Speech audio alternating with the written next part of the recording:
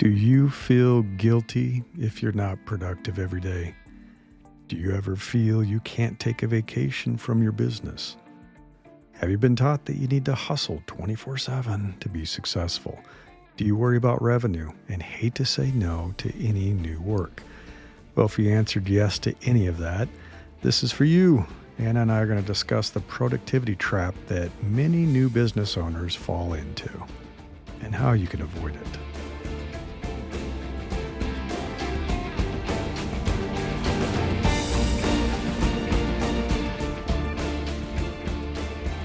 I'm Larry Cornett, and this is Invincible Solopreneurs. May I ask you a question, Anna? Hey, Larry. Wow, you just came out of nowhere. I'm just going to dive right into it. Yeah. Yeah, ask This is all me. What's about up? time, so I'm going to be productive and efficient. uh, do you feel guilty about taking some time today to record this podcast episode? Guilty. Okay, let me tell you something. I live in a tropical country, so Oh, a lot of wow. people just automatically assume I am just drinking margaritas and having margarita breaks every 2 On the minutes. beach. Yeah. Yeah. Yeah, on the beach because it's tropical and all that, but, I literally just went to the doctor the other day, and as she's, like, reading the results, she's like, "You're low on vitamin D." And I'm like, "Oh, Oh, yeah?" And this is as the sun in the background is beaming so bright into her brown eyes that she's squinting as she's reading this results, and she yeah. looked at me and she was like, "How is that even possible?" How And is that I'm like, possible? Yeah. "'Cause I never leave the house to see said You're sun," under like, you know fluorescent what I light. mean? Yeah. So, yeah, I have a No. Yeah, vitamin me D too. deficiency in a tropical country, so, tell me more about taking breaks, Larry. Ironically, I have a vitamin D deficiency too.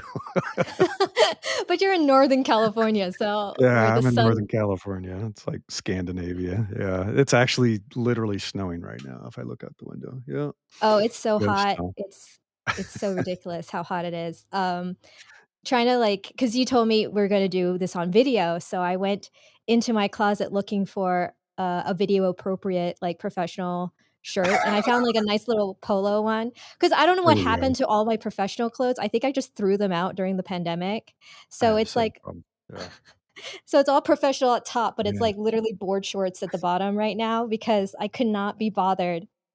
It feels I like I it do that genuinely too. I feels do like that too. Yeah. Not a board war shorts, but crime right PJ now to pants. wear Yeah, slacks in yeah. my own home, so Yeah, I agree. Yeah, or shoes. Yeah, you shouldn't have to do that. You shouldn't have to do that. but So this anyway, why are you asking episode me is about yeah, breaks? this This is why I'm asking non-existent this. thing. Yeah. So, Anna and I are both solopreneurs, and there's something that sometimes happens with solopreneurs, entrepreneurs too, right?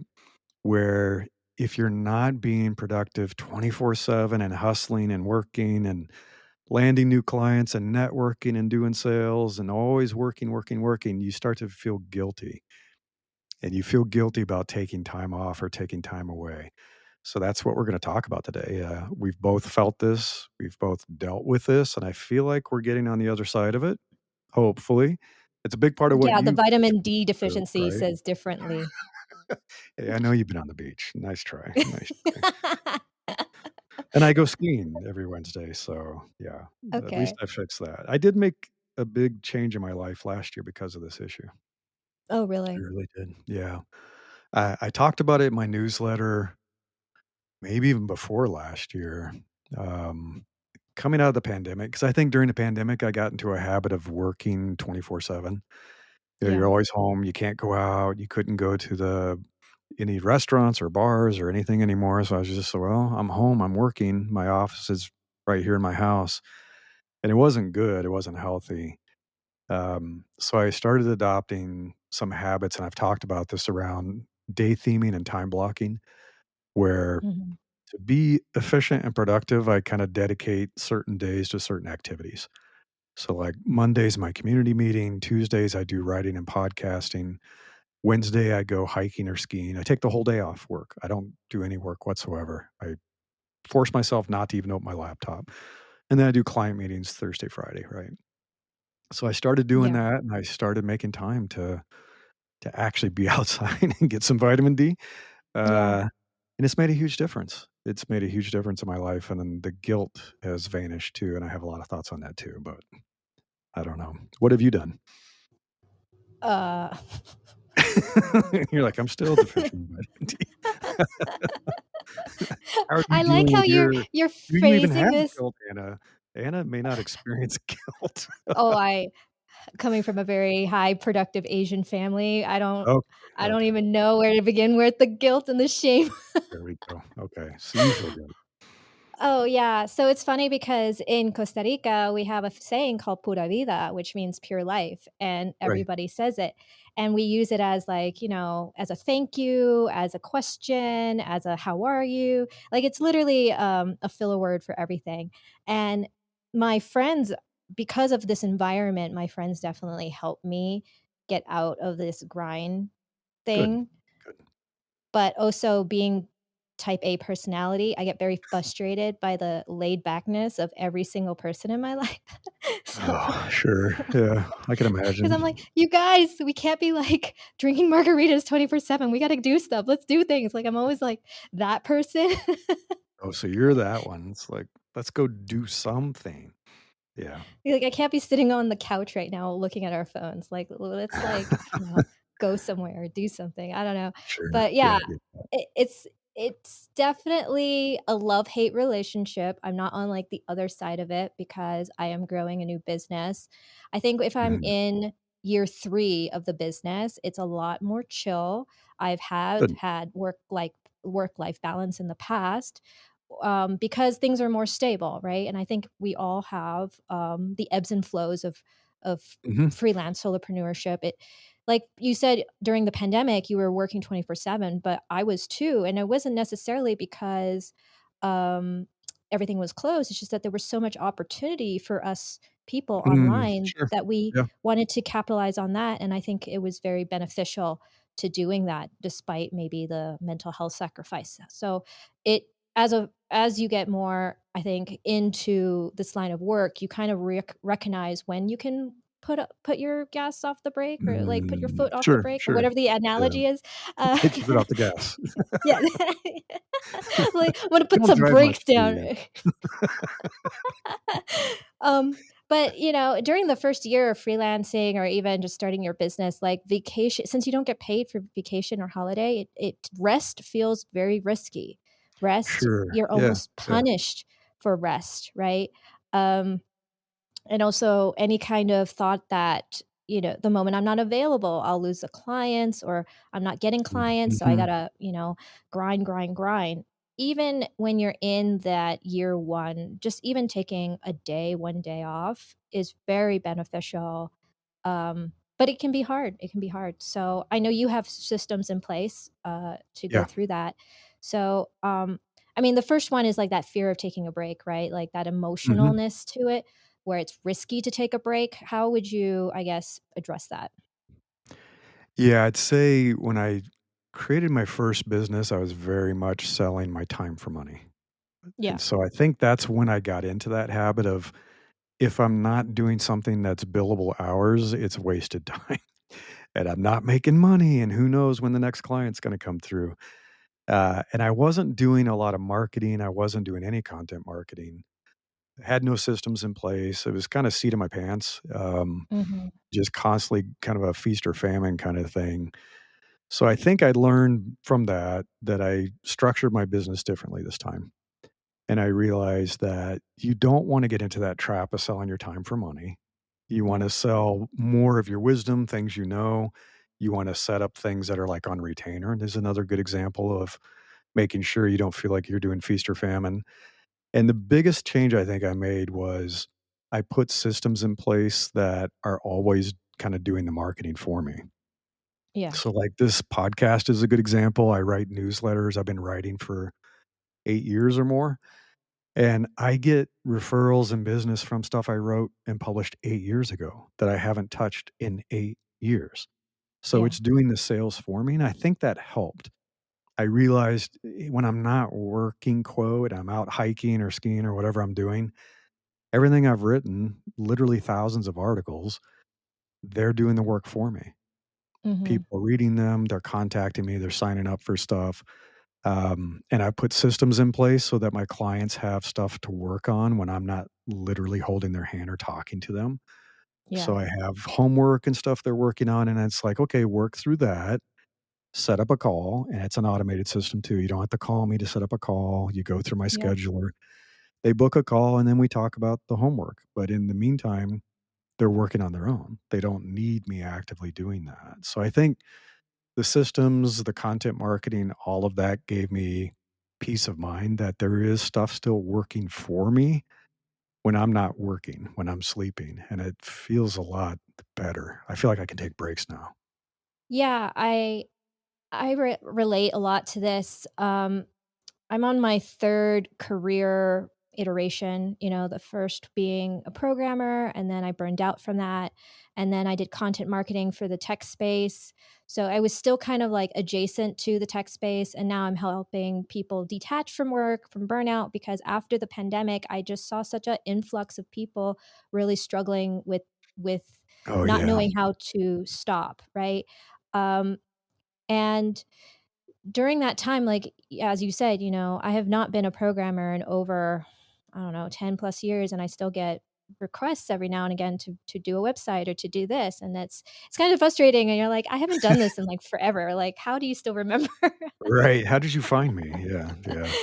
But, yeah, it does kinda sneak up on you like that, and, since w my the point being is, like, since this is on my 3rd iteration, I kinda already know the way it works, right? Like, I no longer have to spend 14 hours kinda grinding and hustling because I already know what moves the needle and what works, whereas Mhm. before, throwing things at the wall, trying to figure out what sticks, like, it's such a learning curve during the first year of business, and even though this is my 3rd business, I've been in it for almost 15 plus years now, that it doesn't feel like the world is on your shoulders, right? So I think Right. we Yeah. should acknowledge a little bit of like experience here of like knowing what works, the stability of that, and just Yeah. keeping on, right? And I know that especially in my case, like the feeling of feeling lazy when you're not kind of working on the business really affects you too, because maybe your self-worth is based on like how much productivity you are in, or you have like social media coming at and you have like some of these hustle bros on social media on like how much deals they make, and if you're super Yeah, if those you guys. attract clients through social media, it's almost impossible not to see some of these braggy posts, right? So it makes it even worse when you're feeling kind of exhausted and, tapped out, but you also feel like, "Oh, some Romanian kid, is outworking me right now.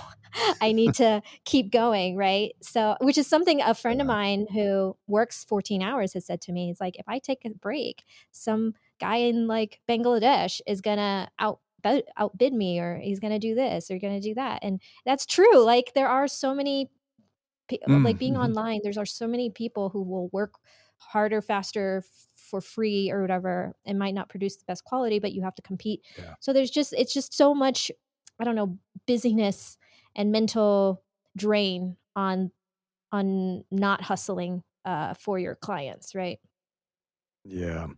That is, that's a trap, and it's a bit of a race to the bottom that I think people get into, of competing based on price, based on speed, based on whatever.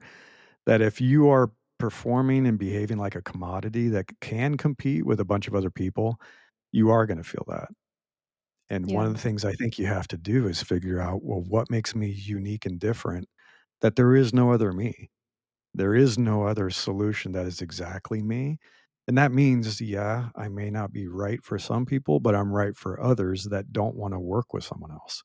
And it doesn't Mhm. matter if I'm off for the weekend, they can't reach me. They're going to wait. They're not going to work with some other person simply because I'm off for 2 days, because I am different. I am unique. And that is one of the most important things I think every business can do. No business should get into a commoditization war where the only thing that's better about us is we're cheaper, we're faster. It's like someone else will be cheaper and faster than you someday. And that is Well, tiring.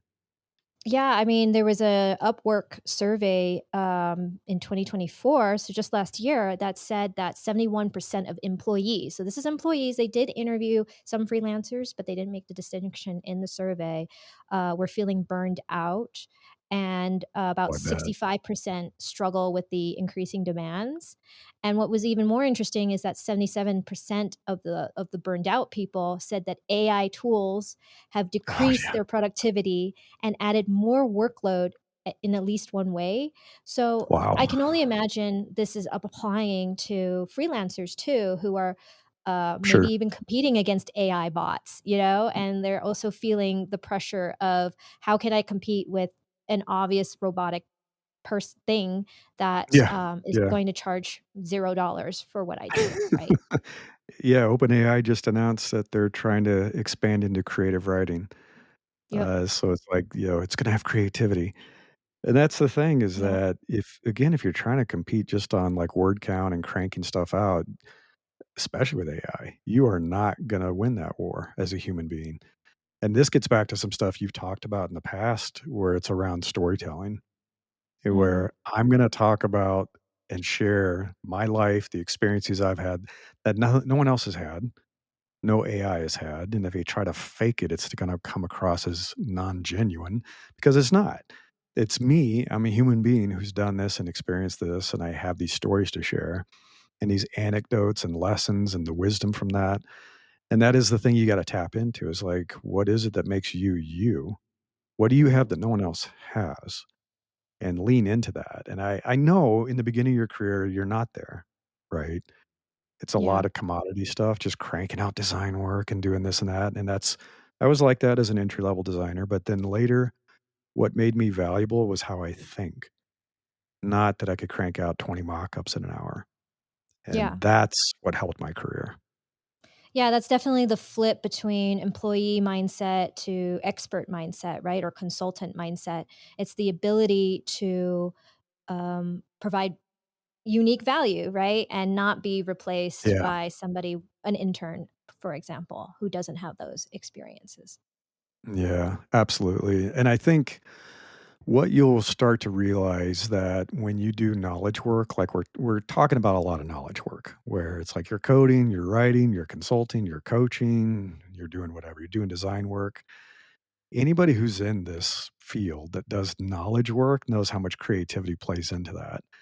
And what I've discovered is that if I just sit at my desk and I stare at the wall and I do this for 12 hours straight, my creativity just goes through the floor. It's horrible. I go out and I go for a 2-hour walk. I have so many new ideas. I come back with a whole bunch of ideas, so that time is not wasted. The time's Yeah. not wasted. You feel like, "Oh, I'm wasting time." You're actually recharging your battery, you're getting these creative ideas, you come back and you're even better at what you do. And Mm. that's the hard thing that you have to learn is taking the step away helps you come back and take more steps forward than you would if you just sat in your chair and tried to crank through stuff. Yeah, and being off the phone, like, I think some of my most productive thoughts are in the shower, and it's quite frustrating because I don't have anything Yeah, to write yeah, on. And so I'm like, "Oh, I gotta yeah. remember this, I gotta remember this, I gotta remember this." But it's true, I mean, I was oh, headphone just fell out. And we have video See, now, we so you we can see we that. run a professional establishment here, people. We didn't used to share video before, but now you're gonna see all this. What was I talking about? Oh, yeah, I You were talking was, about showering for some reason, I don't know. Yeah. no, it's just hot here, Larry, it's just hot, okay? Um, seriously, it's like 35, I feel like it's 35 degrees Celsius or whatever, which is, I Celsius, don't know, yeah. like 250 200 Fahrenheit Fahr and in, like, freedom That sounds miles, I about don't know. right. I won't pull out my calculator, but yeah, that must be about It's right. an oven. But no, the other day I was at a co-working spot, and it's just fascinating watching people, not disconnect during meetings, like, it's even when they're on the meeting, they're looking at their phone on Instagram and, like, or they're, like, Yeah. switching in between Slack and email and answering, and they've got, like, 3 screens, some of them, and, like, all of this is just ways to zap your productivity, and it makes you feel Oh, even yeah. more tired at the end of the day, where you're just not able to think creatively, and all you end up doing at the end is just putting out fires instead of trying to Mhm. be Yeah. proactive in the problem, yeah, solving piece of it, right? Yeah. I mean, I'll plug my journal because that's what I am. I'm a hustler, man. I'm a hustler. So I put together a journal for solopreneurs, and it's paper, and that's intentional. And I tell Yeah. people, do it first thing in the morning. Do not, this is going to be hard. It's going to be, oh, it's impossible. I can't do this. Don't pick up your phone. Sit with whatever your morning drink is. I don't care if it's, if Monster or coffee or tea. Sit down, write in your journal for 30 minutes as many wild and creative ideas as you can. Write your top 3 tasks for the day. And I say top 3 because we can't get 30 things done in a day and not do them well. And just capture notes before you get interrupted, before your creativity gets taken away, before you feel angry about the news, before you read Yeah. that email from your boss or your client that makes you, lose every creative bone in your body. Sit, journal, write a bunch of ideas, get it all out, close it, and then check your email, check your messages, and get engaged for the day. But it really does help. Yeah, and it does take a little bit of a routine or a discipline to incorporate that. Um, there was a 2022 survey by Reclaim. So this was, 3 years ago by this point, but it said Mhm. that 64% of freelancers experience burnout from lack of work-life balance, um, or, just insufficient time off, Sure. and Yeah. about 78% of those people said that work life balance would alleviate their burnout. So it's like they Yeah. know the Yeah. solution, but yet this is still a very fundamental problem because Right. it's so Yeah. much more different to say, "Oh, let's go eat healthy," and then actually eat healthy, right? It's the Right. reality Yeah. versus the dream are two very uh, distinct and almost there's a big disconnect there, right? Yeah. Yeah. Even when I go out and hang out with some of my friends, like, okay, we're going to spend quality time together. And yet everybody in our group is on the phone. And I'm like, okay, why did I even at Yeah. that point, like, how do you even police the friend group? It's like, guys, stop looking at your phone. Then you sound like a mom, you know? Yeah, I know. Yeah. You're the parent. So, Put your phone it's away. it's it's even harder when you are surrounded in a culture where the phone is coming with you to the bathroom, where the phone is, like, on you at all times 'cause some kid might be calling you for an emergency on, like, where the Mm. donuts are in the fridge or whatever it is, like, Right. Big one. Big emergency. So, it's Ugh. so much harder to practice that in theory or in real life, but, it works so much better in your favor, like Larry said, just by journaling for 20 minutes, um, Yeah. I than dare you to being try on the it. I phone. dare you to try it. I think you'll be surprised at how good it feels. And I'm not saying put your phone away all day long. Obviously, I'm on my phone, I'm on my laptop, but I need those moments where I'm not on my phone, and doing that when I go skiing, I can't be on my phone. When I'm hiking, I'm not on my phone. We like to do things where it's like if you're on your phone, you're gonna fall and die, so it's, like, pretty easy to make that choice. It's like, "Do you wanna die or do you wanna enjoy this hike?" Yeah, we have a lot of Okay. venomous and poisonous things in our Yeah, like you country. do. Oh, did I Better tell watch you where the you're other stepping. day. Oh, yeah, you saw it, didn't you? Like, the other day, I got up from my computer desk and I stepped on a scorpion and it Oh, bit god. me. So, So, literally, yes, there's danger if everywhere. you're an American, you wanna move to Costa Rica, look what you could enjoy, and look what you could look forward to. I wanted to amputate my foot, so, yeah, it felt great. So that's, yeah, good reason not to look at your phone. Like, Yeah. watch where you're walking, right? Super important. No, I think what Ann is alluding to is the habits. So there's habit formation, there's habit breaking, and it takes a lot of work. There's a lot of good stuff by James Clear on this. You can find it. I'm not Oh, gonna yeah. repeat all of it, but there's a lot of things that you can do to set up your environment to facilitate the good habits and to make the bad habits hard. And part of that is put your phone away. Like, don't have it in your lap where you can see it flashing with a notification, so put your phone away.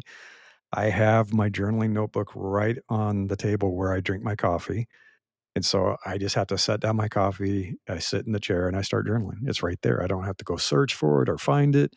So there's a lot of things that you can do to facilitate the good habits, and then there's stuff that if it's a bad habit and you wanna kinda break it, create friction. He talks about friction. So set up friction so it's just a little bit harder to do that, a little bit harder to get to your phone, a little bit Yeah. harder to eat all those cookies. Whatever it is you're trying not to do, make it a little bit harder. Yeah, and, something about the productivity trap and, like, this guilt that you might feel when you have to take time off is it's almost, something called Parkinson's law, which is the Oh, yeah. brain, the body will find its way to to expand the It time you does. give Yeah. it. So if you think you have, 2 weeks to fulfill on that project, you're gonna take all 2 weeks to fulfill on That's that right. project. Yeah, yeah. But if you take, if you think you only have 24 hours to fulfill on that project, you'll find a way to fulfill that project. So, um, when you have the phone, it's literally zapping all that energy, Mhm. um, right there and there. It will fill the time for you, It So will. Yeah. if you can brick it or turn off notifications or set a timer, iPhone has a screen time feature where you can like block certain things. Yeah, you Um, should look. I dare you all to look at how much time you're spending on TikTok, Instagram, YouTube, Facebook, yeah, whatever it is your addiction is. I looked at it. That's why I deleted Instagram, Facebook, yeah, TikTok. They're off my phone, gone. yeah. And I've now I'm like, deleted "Wow, I have a lot of time on my hands. What am I gonna do?" Like, well, I could go work out. I could go get a coffee. I could do work a on this book TikTok I'm dance, writing. Larry. I could do a TikTok dance and record it for no one. I can do all those things.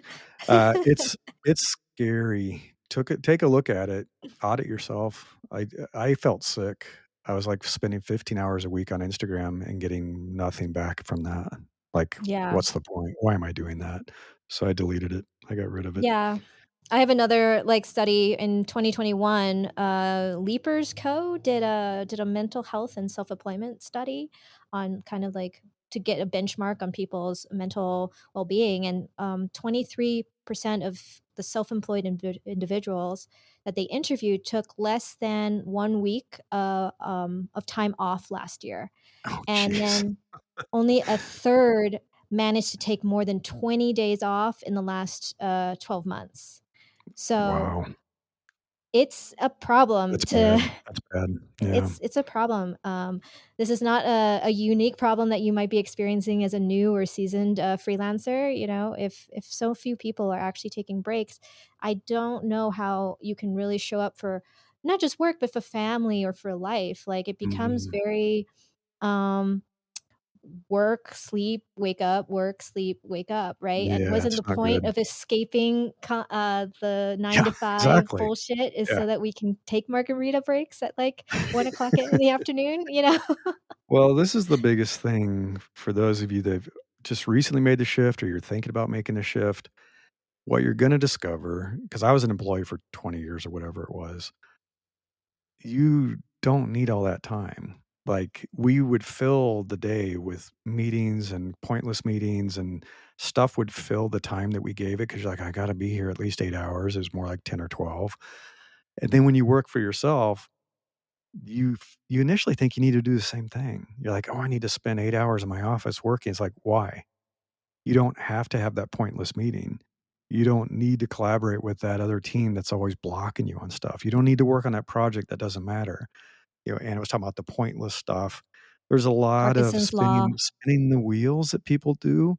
Like, they'll do all this stuff and kind of play with all the toys and shiny objects. It's a lot of busy work, like, "Oh, I worked 8 hours." Like, what happened? Did you get a sale from that? Did you build a course? Did you write an article that's gonna generate sales for you for 8 years from now on? Like, I Mhm. spent 20 minutes writing an article that sent me sales for 8 years. It only took 20 minutes. You don't Yeah. need to spend 8 hours. So that's a big kind of thing you need to shake off in terms of the guilt. No one has said that you need to work 8-hour days as a solopreneur. You don't. I just saw one of my Yeah. friends who does this. She works 10 hours a week. That's it. Mhm. And she's Yeah. like, "I'm happy. That's it. 10 hours a week is enough." Yeah. Yeah, and like multiple studies have shown over the years, I think the initial one was from Stanford University that said that you get diminishing returns when you work more than 50 hours a week. Mm. So Yeah. Yeah. that's True. for, the 9 to 5ers. So you can only imagine what effects it will have for freelancers who actually get paid for their uh knowledge or their expertise versus their Right. time, Yeah. which is what Larry suggested earlier, where you have to kind of get out of that like time mindset and go into knowledge Mhm. mindset from that. Yeah. Yeah. There's lots of ways to do that. I mean, that's probably a whole nother episode to talk about how to set up those kind of systems that can sell for you when you're sleeping and turn your knowledge into a course or a book or whatever, a software package, which a friend of mine did, and now he makes money while he's sleeping. He's like, "This is great. Should have done this a long time ago." But there are a lot of ways to do that. And I think that is the Yeah. secret is filling your pipeline enough and having enough automated systems set up that it's not feast or famine, that there Mhm. is always Exactly. a little bit of deal flow coming in. Stuff's coming into your bank account every day. You're like, "Oh, cool. That article I wrote." I have all these articles that generate revenue, and I see money every day showing up in my bank account from that. Did it once, get paid forever. It's like, it makes me take breaks and sleep at night. I'm like, "Okay, I don't have to have my Yeah. hand on the wheel all day long." And when you come from corporate or, any kind of traditional work model, it almost seems like a scam, you know? It's like I can Yeah, sleep and yeah. get I can paid. take a break. Yeah. So again, back to that mindset shift of like you don't need to do feast and famine if you just like slow and steady wins the race. You don't have to clock in, clock Mhm. out. You just have to focus on, you know, good work and then go from there, right? Yeah, exactly, exactly. So, I mean, there's a lot that I know Anna does and I do with coaching and helping people, and part of it is looking at what you're doing and trying to figure out how can you best make use of your time to be productive when you should be and take breaks when you need to and you should. How can you automate stuff, set up processes, and use tools that help with a lot of this that they can take care of sales while you're sleeping, that you can automate a bunch of that stuff, how to transform stuff that you are doing hands on into something that could be created as a course or a book or whatever it might be and Mhm. generate revenue from it so that you can do what the whole point of this was. Get your life Yeah. back. Get your life back. Yeah. Yeah, and, Uh, just another stat I'm just gonna throw out here, 57% of freelancers from that same, 2020 Reclaim survey said that they're burnt out from the lack of time for focused work. So, oh, again, sure. Yeah. this is like bringing the point home of taking your phone away, doing these things. Because, like, in that same survey, 64% of those 57 said that if they had more time for focused work, they wouldn't be as burned out, which is almost like a catch 22, right? Right. If I Yeah. could only focus on the real thing and not be putting out these fires, like, um, That and we can reminds me talk. of a great book. Oh, Oh, yeah. as you're talking about this, Cal Newport. So Oh, if you yes, haven't he's read great. Deep by Cal Newport, it's exactly this issue. It's Yeah. exactly this issue. He released a new book, so Deep Work, and then he released a new book called Slow Productivity, which is basically Mhm. everything Yeah. I've been talking about since, like, the pandemic? Yeah. So it's perfect resources for that. And I think, to kind of wrap this up in a bow about I've noticed that with some of my clients, like, the male and female dynamics are quite different when it comes Sure. to taking time off. Like, when I have more like women clients, they all of them understand the importance of self-care, right? Self-care is great, but then their biggest like objection is that I don't have time for it Right, or right. I have the needs of Yeah. the family. There's just they just don't see a world where they could actually take time for self-care, right? And then, that's the point of working with me. We help detach from work, we help bring in Mhm. processes and yada yada, right? But what I tell when I say self-care to a man his face scrunches up like he just Yeah, opened up a can of pickled feet. Like, I swear, it's just so they don't get not it. Yeah, yeah. not yeah, so I have to it's like a totally different conversation because I've noticed with, male clients is that they love to use, like, punishing language, like, They do. "I don't "I'm I so don't lazy." deserve" yeah, "I'm lazy, I don't deserve a break, like, I'll rest Yeah, when, like, I make 1,000,000." Like, there's these, like, such intense words, so telling them to take a self-care day it's like the do it's so impossible, so I have to, like, use different language and use, like, different approaches and methods, where it's like, "Okay, we need to understand that," like again, we've talked about it this whole podcast of, like, the best why, but you can't fight logic with this, very emotional yeah. survival response. So men almost take a little bit of, warming up to when it comes to this thought of, like, self-care or taking a break Yeah. or not looking at their phone because there might be a sale or somebody might be texting them that might want their service. It's just so much more complex for, I think, some of my male clients to really take a Yeah. vacation, right?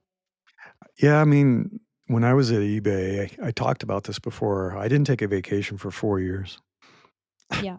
and Did you that's use punishing ridiculous. language, Larry? Probably, I probably did. It was I can't imagine. I probably whipped myself and, "Oh, once I get to VP, I can take a break." What the thing is you'll never reach a level where you feel like you've made it. Yeah. Even billionaires are like, "I'm not a multi-billionaire. I'm not a trillionaire." So Yep. you will die if you don't take care of yourself, and it's funny you mentioned self-care. I just saw an article come through where the gist of it was self-care is sabotaging you, and it was written by a guy, and I'm Oh, like, see? "What?" I'm like, "What is he talking about?" And his interpretation of self-care was eating junk food, drinking beer, watching Netflix. Is like, that's not self-care. That's not how I think of self-care, and I Yeah. don't think it's how you think of self-care. When I go skiing, that's self-care. When I lift weights, that's self-care. When I take a hike and brainstorm new ideas for my business, that's self-care. Because it's good for me, it's good for my mind, it's good for my body, and it's actually good for my business. So I have a very different definition of self-care than I think maybe guys do when they think it's just eating junk food and drinking beer. I don't know. Yeah, some of my male clients think self-care is like going to the gym to punish themselves again, like Oh, and so many of them again, it's like, "Oh, I only lift weights until I feel sore and I can't move." And I'm like, "That is not you guy, like, we need to we need to work through this a little bit." But, yeah. um, the World Health Organization, which is WHO, and I think your government has decided that's, like, fake news now, but Yeah, they yeah, we're probably gonna estimated abolish it, I'm sure. well, the WHO organization estimated that over 745,000 people died from stroke and heart disease in Oh, yeah. 2016 due to working long hours. Long hours. It was Totally, credited to totally. long working Yeah, hours, right? And like how many I mean, I know at least my male clients know so many men in their 40s who've died of a heart attack. And like that's how I bring the point home of why it's important. Whenever I tie in like the health aspect, they kind of get a little more chipper mm, mhm, with okay, it when yeah, it comes to the self-care stuff, but it usually has to tie into something like that or somebody close to yeah, them passed away from some stress-related heart disease or, whatever it is, and then that's when they kinda take it more seriously, but it's like, why do right, why do why yeah. does somebody have to die in your family for you to be like, "Oh, yeah, I should probably take a vacation?" Like, Shouldn't reach let's that take a point, step yeah. back. No, it's like, sometimes when I talk with people, and maybe this resonates with guys, I talk about it in terms of like a vehicle maintenance. I'm like, "So do you only change the oil in your car after the engine breaks down?" They're like, "Are you an idiot?" They're like, "No, I change the oil, like, every 6 months, and then I do this, and I do a transmission flush, and they do all this preventative care and maintenance." And I said, "Why do you do that?" And they're like, "So it doesn't break down, so it keeps running smoothly, so I don't have a really expensive repair later." And it's like, you're the same. Your Yeah, body's a machine. Your brain it's a machine. It's like even though it's cognitive, there's a wet brain in your skull that's part of this neurochemical machine.